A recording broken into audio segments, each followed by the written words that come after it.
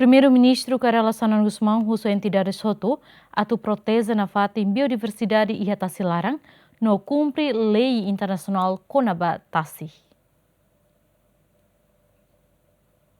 Lihusu discurso e a Conferência Internacional Conaba Direito Marítimo, o tema Hasoro Desafio Direito Marítimo, na resolução Litígio Marítimo, Baloron da Rua e a sexta semana, Primeiro-Ministro Karela Sanan Gusmão, usa a entidade soto atu protesa na fatin Tasi, no biodiversidade sira e a Tasi larang, no cumpre na fatin lei internacional Conaba Tasi. Também que só em sira Tasi niang, hanesamos recurso país niang, nebe importante tebes para desenvolvimento econômico nação.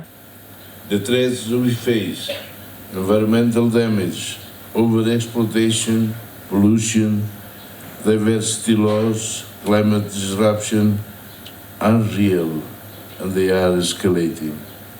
On this second and final day of our conference, I invite you to focus on these emerging challenges.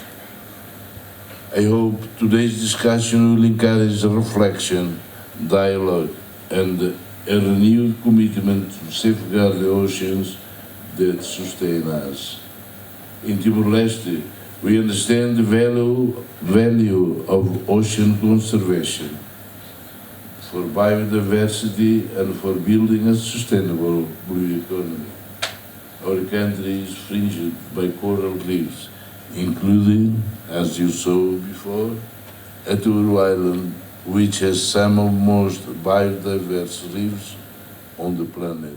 Sanaramos continua a encorajar entidades hotu atu cumpre lei internacional Conaba Tasi, tamba da daune, nação barak mak ia hela disputa Conaba fronteira marítima, no foi impacto mos ba estabilidade e a região.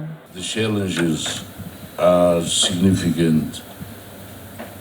Control of resources, the movement of people and goods, navigation rights, maritime security, biodiversity protection, climate change, and of course, sovereignty. Some of the world's most entrenched disputes are over maritime boundaries.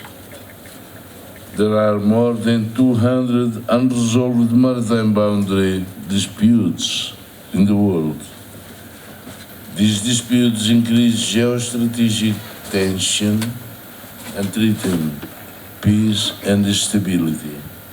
E a Conferência Internacional NEMOS foca o tema principal Sira Hanesang, lição Rusi conciliação Tasi Timor, reforço o mecanismo jurídico internacional, abordagem regional para resolução conflito, mudança climática, no disputa marítima, no gestão sustentável para recurso. Bem-vindo a Semenes, Adérito Semenes, GMN.